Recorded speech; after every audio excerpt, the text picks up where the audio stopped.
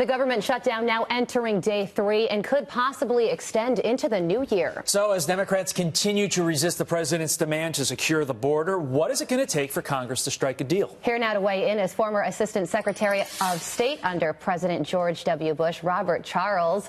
Robert, thank you so much for waking up with us this morning. Merry Christmas. Merry Christmas. All right, so you have been there, done that. You were part of negotiations during the government shutdown in 1996, and you say that there is a way for the president to get what he wants, sort of bypass Democrats by transferring the money. Can you explain what you mean by that? Sure. Let's just cut to the chase. This is all political theater right now, being driven by Schumer and Pelosi. There are 3 obvious ways that you can fix this problem, and they're pretty straightforward.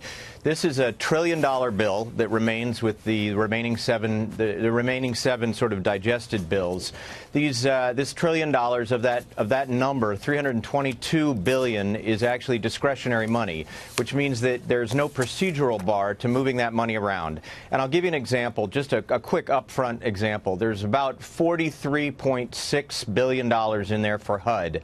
Of that $43.6 billion, 11.9 of it is over the president's request. If you drop that back to $6.9 billion, you'd have your wall. There's $5 billion right there.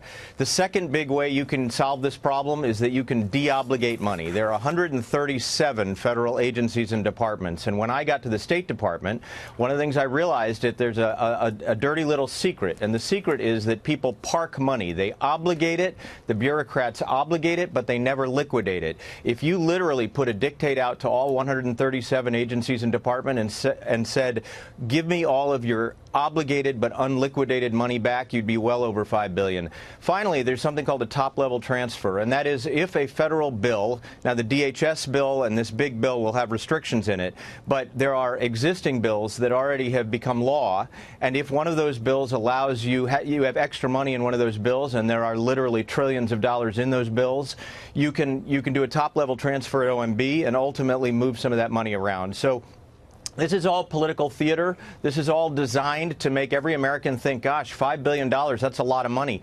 The truth is that is a lot of money, but we are so far over that number right now.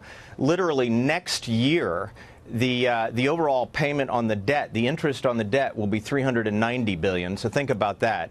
$5 billion in the grand scheme with a $1 trillion bill sitting and waiting to be negotiated in the Senate is really not such a large number. It would seem to me, Robert, that somebody in the White House, House, and Senate would know everything that you just said. So to your earlier point, this is really all just politics, and we're shutting down the government, literally depriving people of money, depriving people of work, depriving people of a good stock market and the like, because of politics.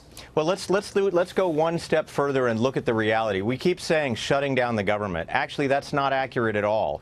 We are probably furloughing several 100,000, maybe I heard the highest number was 800,000 federal employees. The average American will not even notice this. In fact, if it went on for weeks, they wouldn't notice it. What they will notice is if the border is not secured.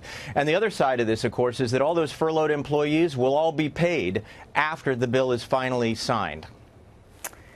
Really quickly, I just want to ask you one more question. Has there ever been a scenario before where the government shuts down and then it is solved by the president transferring money? Has this happened before, or is this would this be new territory?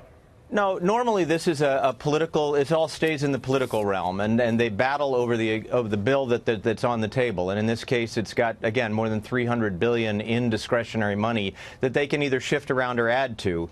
The House has already solved this problem. The Senate now just needs to solve the problem. The problem in the Senate is that they need 60 votes unless they use the nuclear option and pass it with 51.